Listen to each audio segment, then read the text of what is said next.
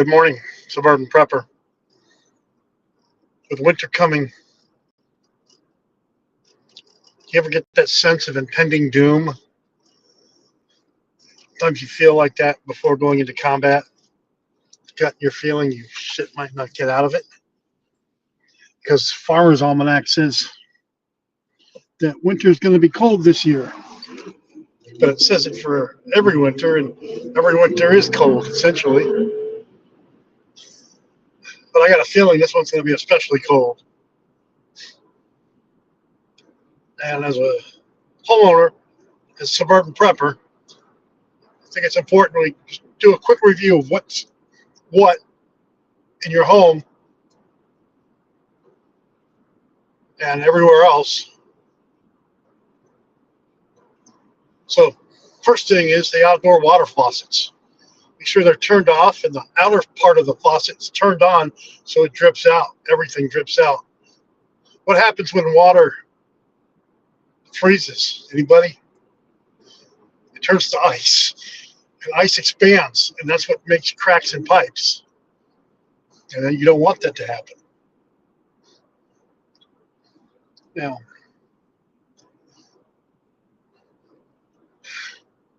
I don't know how much ice would have to expand to really damage uh, you know, damage the plumbing, but I also wouldn't want to take a chance. Air filter. Make sure you change your air filter in your air conditioner, or not your air conditioner, your air vent, where the heat is and whatnot. Air doesn't like going through a dirty vent, and that can overwork your heater, your vent system. Outside vents, the storm drains. You got to take a look at those. Are they occluded? If so, you got to get rid of those occlusions. Give them a good cleaning right now before winter kicks in, before it's too late. This is especially true if you like to harvest water from your storm drains. You want to keep them clean. I should be doing that every season. It means getting on top of a ladder, getting a sprayer, and spraying it. Of course, if that's not something you can do, get somebody to do it. I mean, don't hire a teenager, because if they fall, you're liable. But whatever. This thing that I'm in, this vehicle, you want to make sure your vehicle's ready for winter. If you have a bug out bag in your vehicle, you want to winterize your bug out bag. What does that mean? It means having some Mylar warming blankets, some extra gloves, some extra blankets, something to keep you warm, and your bug out bag. You want to check your bug out bag every quarter, honestly. Check your children's bug out bag. Make sure their shoes fit. Do a check on your CB radio or your ham or your GMRS radio and make sure everything's working. I mean, you need to have active comms in your vehicle besides just your cell phone. Check your police scanner. Make sure that's working. Here in the Northwest Indiana, we get snow. Sometimes a lot, sometimes very little. But you want to have a way to extract yourself. So get sand, kitty litter, self-extraction device, hoists, so you can extract your vehicle if you need to. Of course, you have to attach it to something that you can extract it from. Some people use put some stuff on their wheels for the extraction. Back in the old days, that's what they did with the Jeeps. Put the fencing links, and it would grasp harder. Check your four-wheel drive. Make sure it's operational.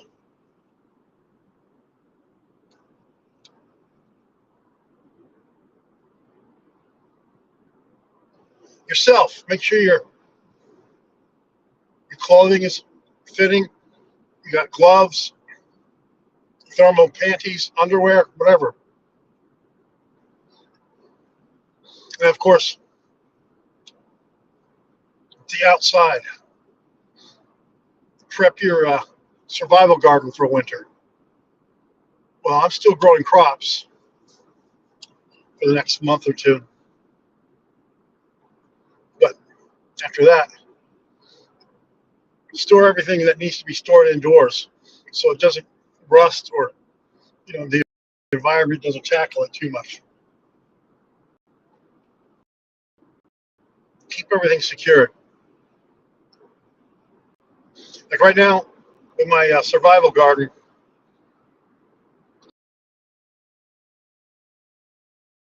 we did a first pick of the eggplant. And this should have happened about a month ago because the mistake that is I planted them outside. May, the second week of May, and now they're growing and getting. What I should have done is planted them inside in about March and added a heat lamp to it, and they would have been fine and grown just beautifully to the point where if weather was warmed up and I could have had them outside growing a lot faster.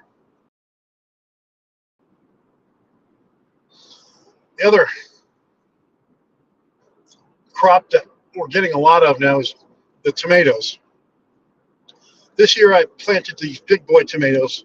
They're basically the size of apples and pears. That's what they look like. And some are bigger. Some of my plants are doing better. One thing I didn't do is cut the bottom part out of the plant so the top part would grow and the bottom part wouldn't touch the ground. A couple of my tomatoes I had to take them out early, and I didn't do it. The lima beans performed admirably, despite what I did. I didn't have enough grow area for the lima beans to really take off. Next year, when I replant them, because I have raised beds, I'm going to get 2 of those 4-foot high chicken wires and combine them to about they're 7 feet high, and put them in the beds, put them outside the beds, and the vines will grab hold of them. That's the plan. They can. The chicken wire is about 2 inches, so they have plenty of room to zigzag and zig out. I will have plenty of tomatoes. I'm not worried about that. I could have had a ton more lima beans except for what I did wrong. And lesson learned. It's the first year I used this thickened chicken wire, and I got plenty of it. It seems to rust, which isn't really a big deal.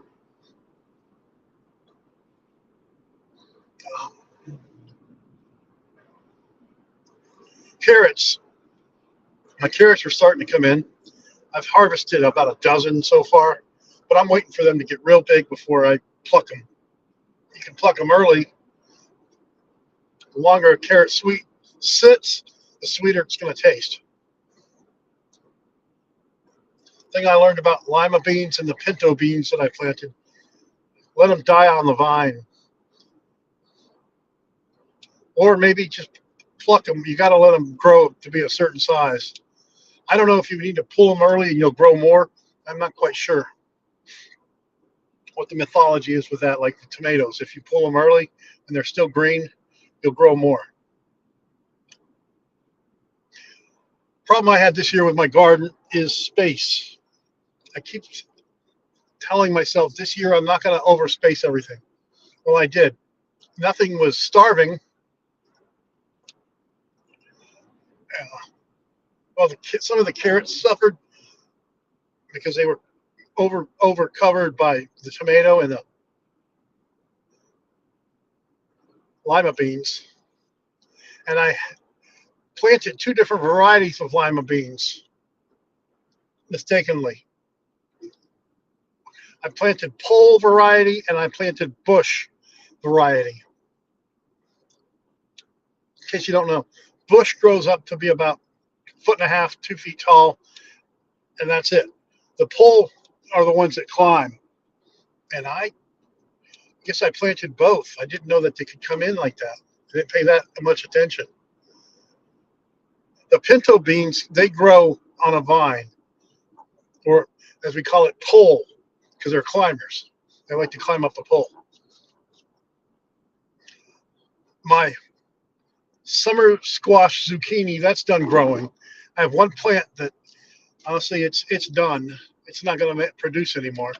But we had about 40 or 50 zucchini for my space. That's pretty good. Welcome if you're just joining me. This is Suburban Prepper. We're just talking about the prepper garden / survival garden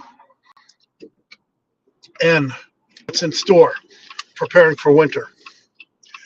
I'm your host, Suburban Prepper. Welcome to my channel.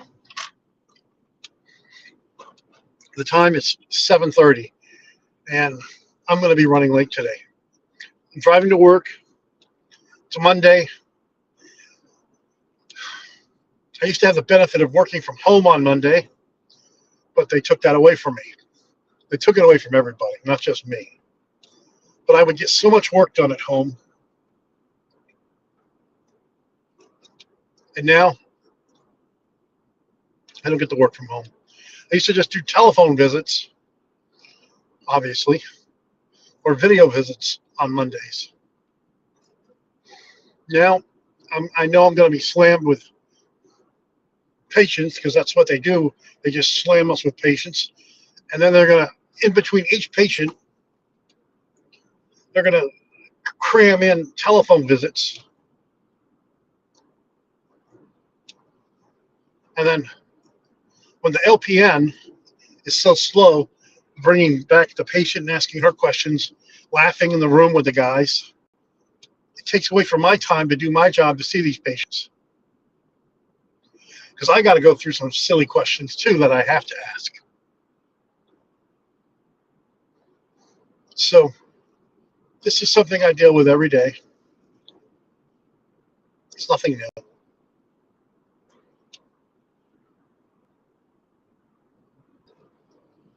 Mondays are the worst now. They used to be the best. Today's the first day I put on my the air thing in the car to get the mist off the windows. Presently, it's 48 degrees outside, which is moderate.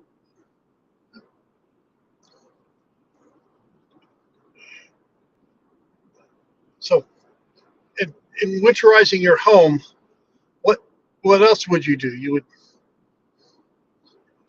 stuff that you would do anyway, right? I don't know. I'm not going up into my attic to winterize it. Haven't done it yet. I'm not going to do it now. Let's just be honest. It's not something I'm going to do. I don't have a chimney. I don't have to worry about chimney fires. But I do have a vent for the dryer. Is the dryer, of course.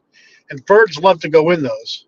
So, and that vent is not easily accessible for some reason. It's on the second floor. It's high on the house. You can't just reach it. That was a stupid design flaw from the stupid home manufacturer, of course. If you're going to have a vent that needs access, have it where the person can access it without having to climb a ladder and breaking their hip. Would you agree, folks?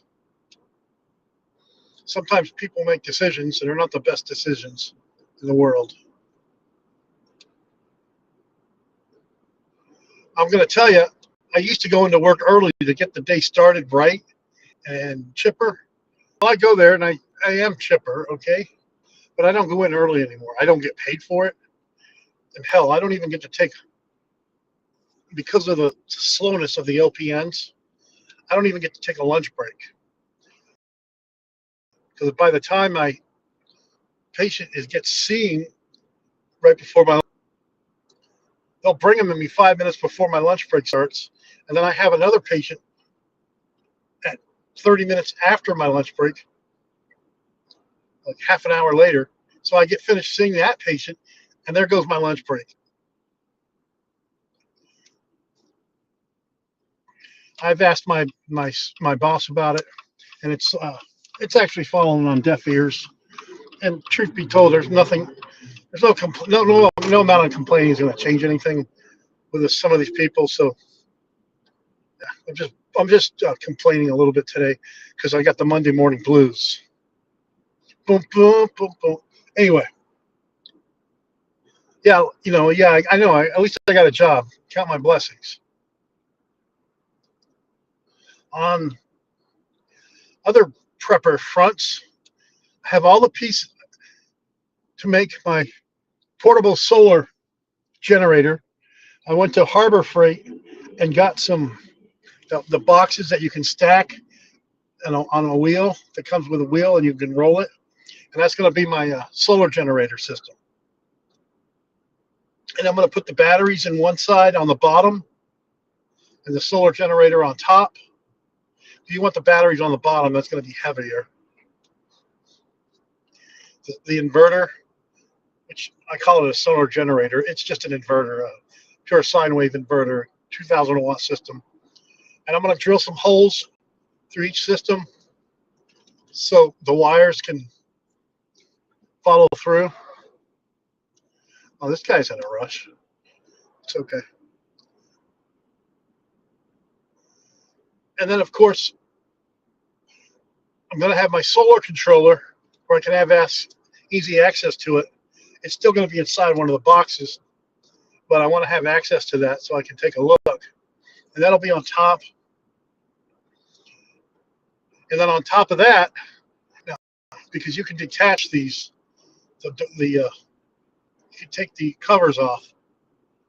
I think that's where I'm going to store my excess gear, of course, and the tent that this is going to go in.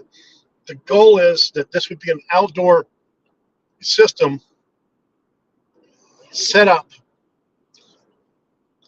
where I would bring it outdoors, put the tent up.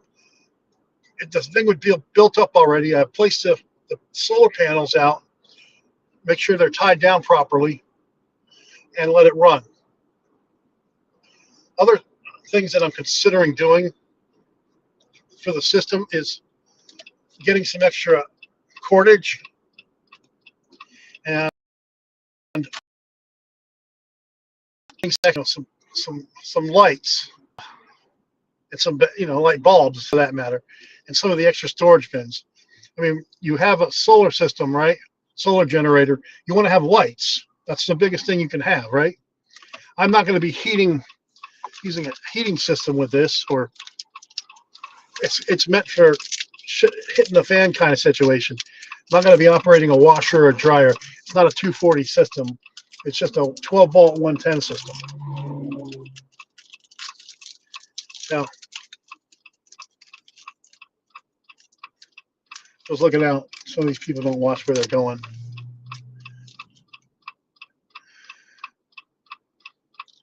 So that's what I'm going to do.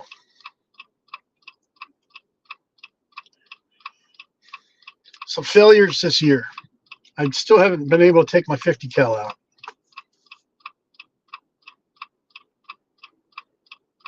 Haven't shot my shotgun. Haven't shot my 308. Both of them. Some successes. I've taken all my AR style rifles from my, well, not my 308 AR, but all my AR-15, 223, and my 300 Win Mag, bolt action out, and I've got a good zero for this year. So those are some pluses. Some minuses. Now with my vision, I used to be a big proponent of first focal point.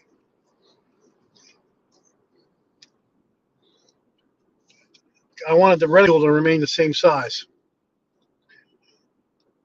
But now when I look through scopes, I need that reticule to get larger so I can see it.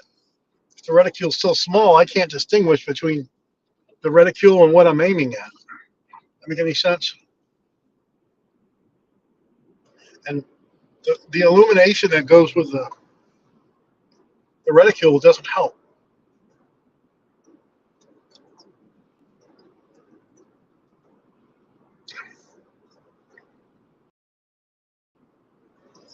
Some good.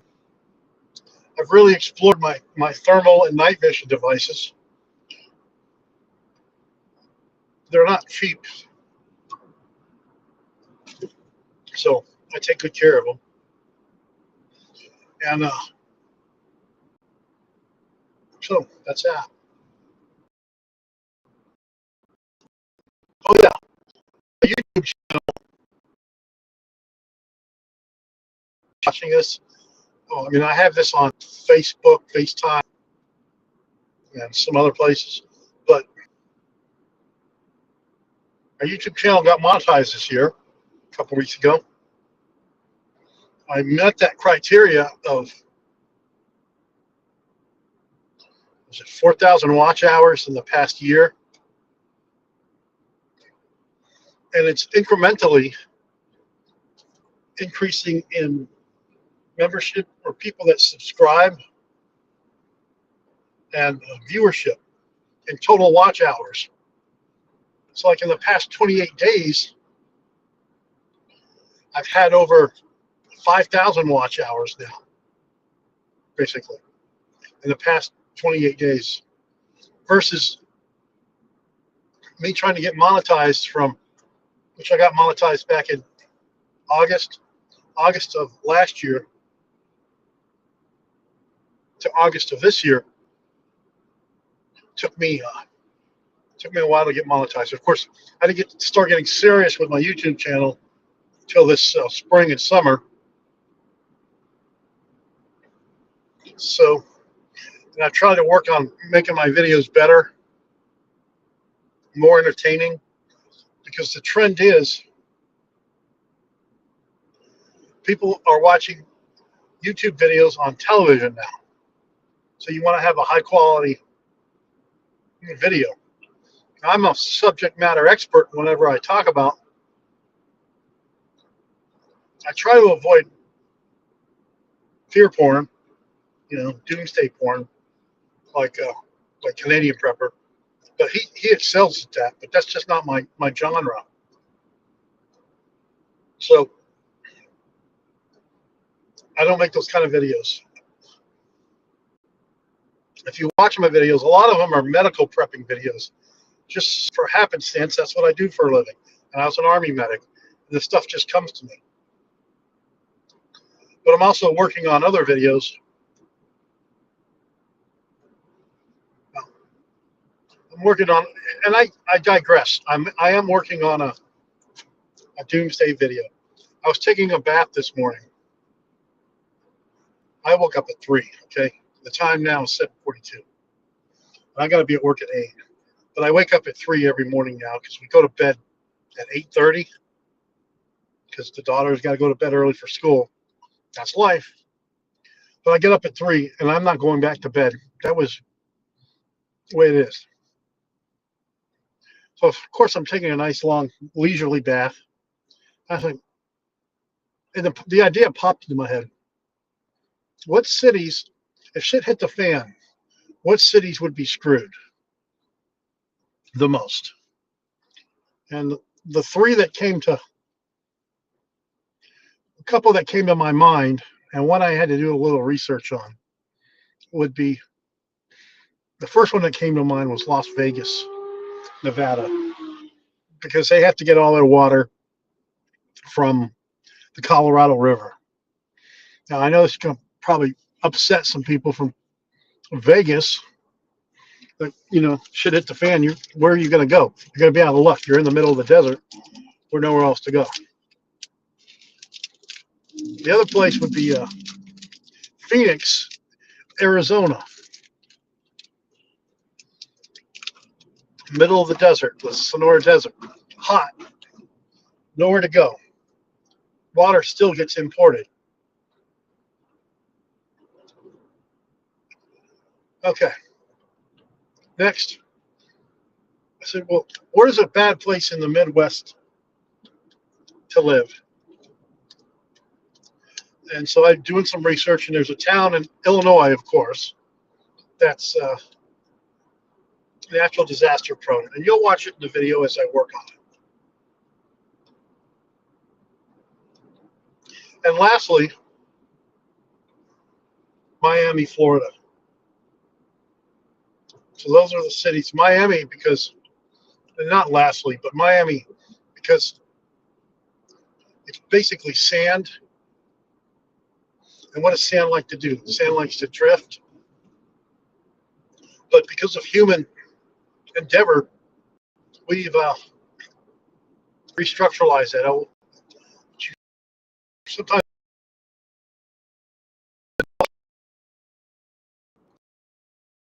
place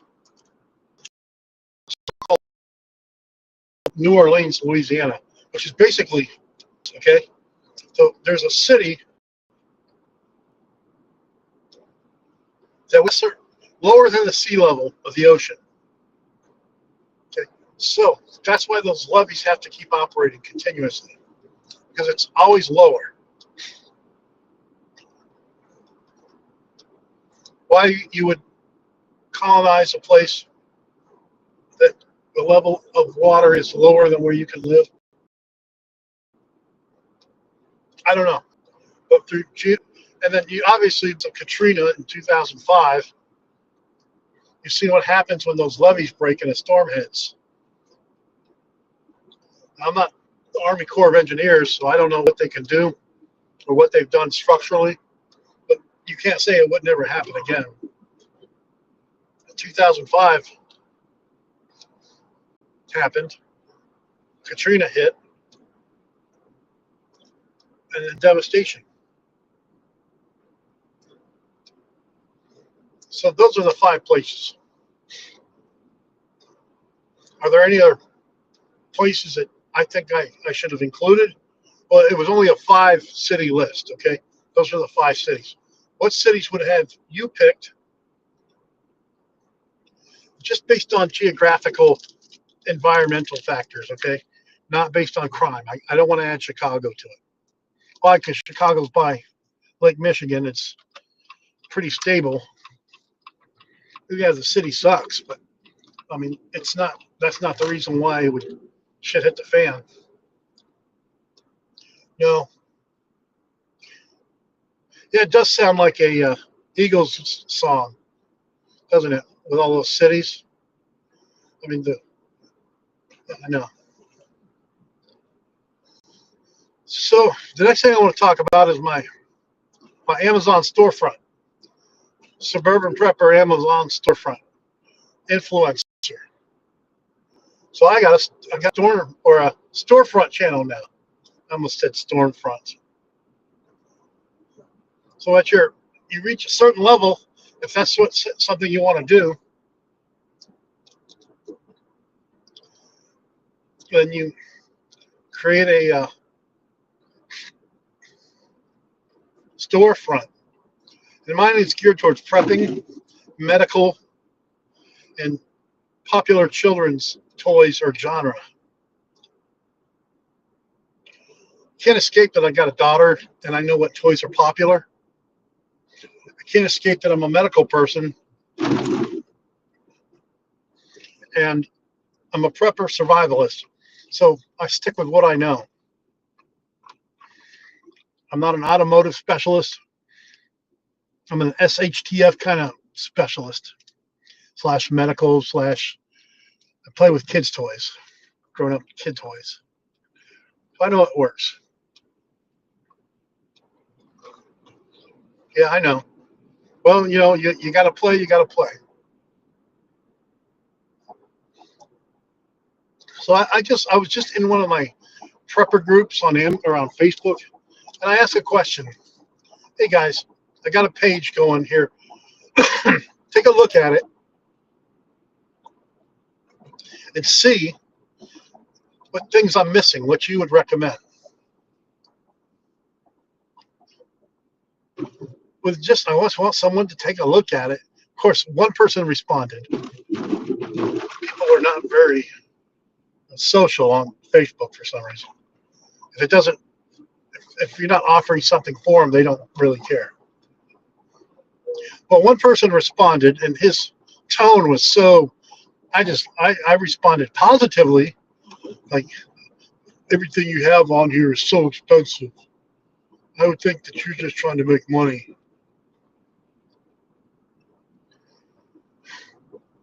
So why would I list a can opener? Okay, because in my prepper pantry, I think those pop open lids are no good. Why do I list a can opener as a prep, such an expensive item? Obviously, the person is referring to the thermal and night vision devices that I recommend, that I own a couple of. Some of the higher priced freeze dryers. I have a freeze dryer. I use my freeze dryer. It's not listed on Amazon. I can't link it.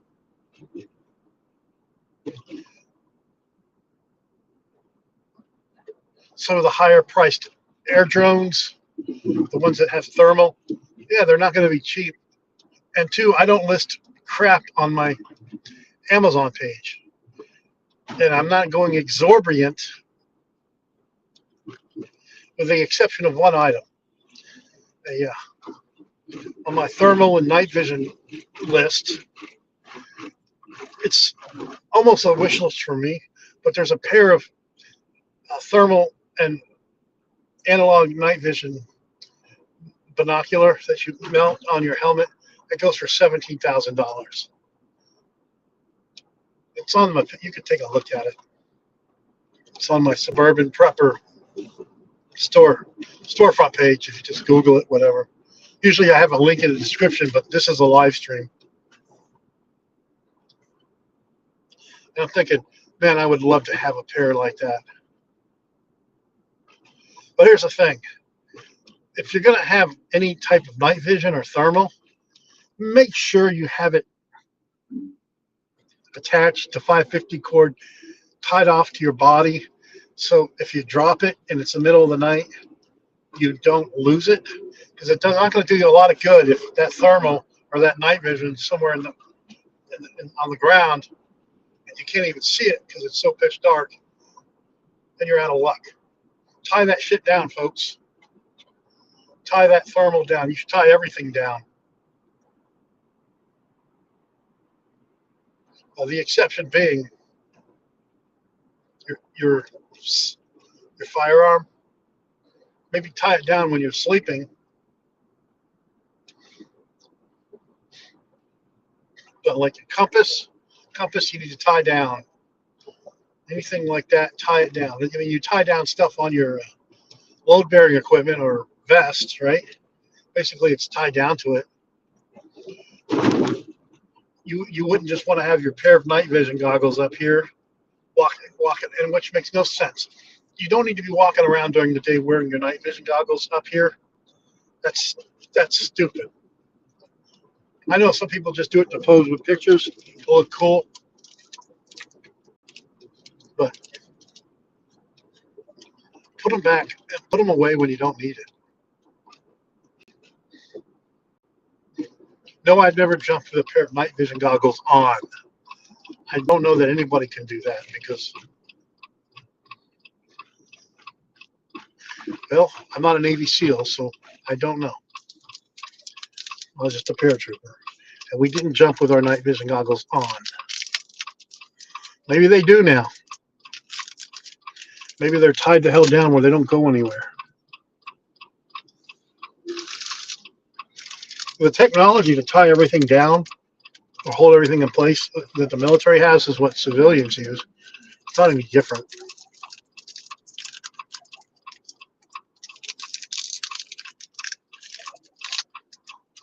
Nobody from work watches my channel. I can tell you that. I'm not really. I got frustrated. Well, they don't really care who I am.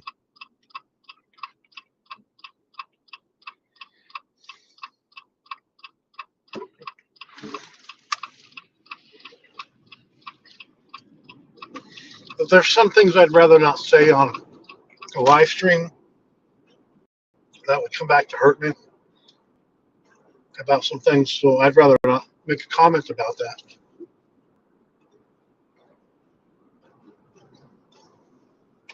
If someone's piece of wood's out in the middle of the road. So yeah, I've got my storefront built, and it's geared towards preppers. Okay, like all my tools that I recommend are battery operated. Why? Because I go with the whole solar generator thing. If the power's out, that tool isn't gonna. You have to plug it in, and you can't plug it in, but you can recharge a battery. That's why I recommend that.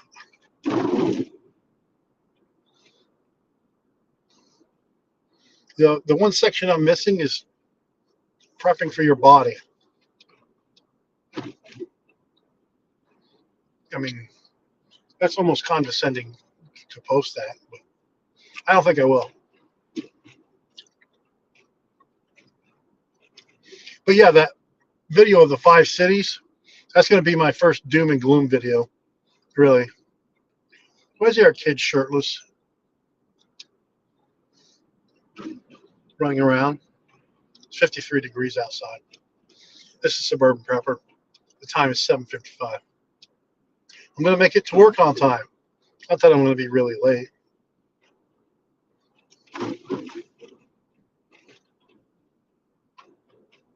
So what about you? What's your plans for this fall and winter? For my prepper garden, I planted some carrots about a month ago. Well, as soon as I harvested my potatoes and some other things, I planted some carrots and they're starting to grow. And they're supposed to be, I just pray that they grow deep fast enough that I can harvest them before the first frost or the second frost. Because one, when they're frozen, they're hard as hell to get out of the ground. And two, when they thaw, it's not good.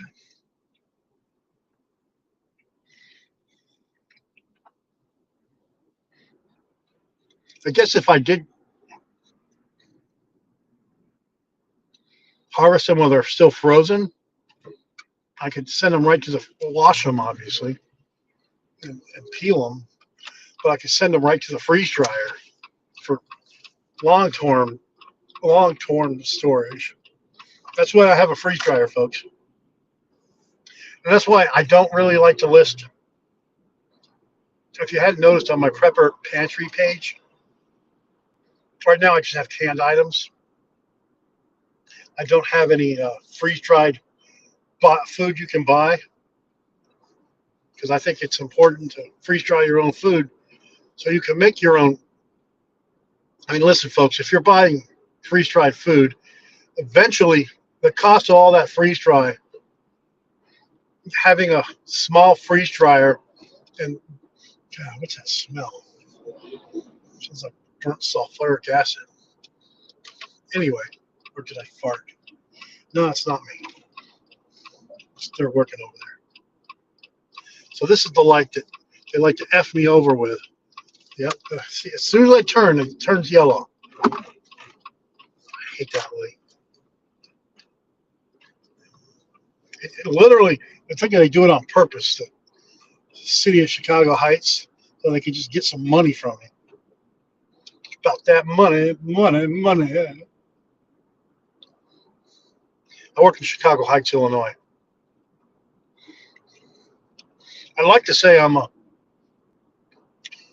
active member of this town as a medical provider. I went to a patient's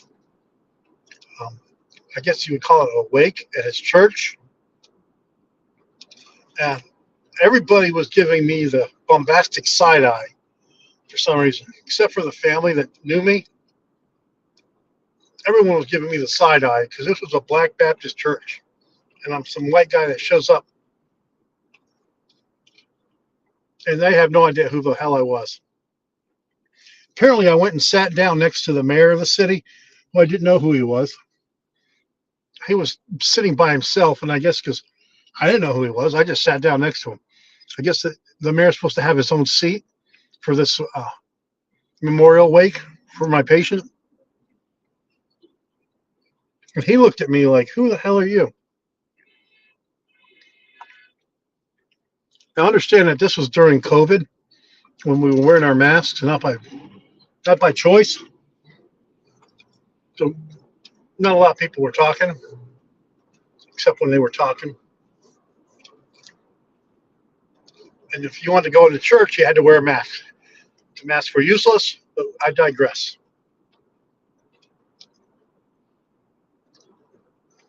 That's the last time I ever went to a memorial wake for a patient because it's too emotionally draining. Okay. Yeah. Do I have attachment to my patients? Yeah. But I also have to know how to say goodbye and let go. And I don't need to be a part of that process. Yeah, I know my dad's surgeon came to his wake in memorial, but my dad was a special guy. I mean, he could talk your pants off. Very likable man. Me, not so likable. Yeah, I got a charming personality on here. But in reality, I'm a very not shy person. Oh, well, the time is now that I'm going to have to get off here and get my booty to work. Hopefully, have a great day. And I hope you have a great day. This is Suburban Prepper. This is survival. This is resilience. This is Suburban Prepper.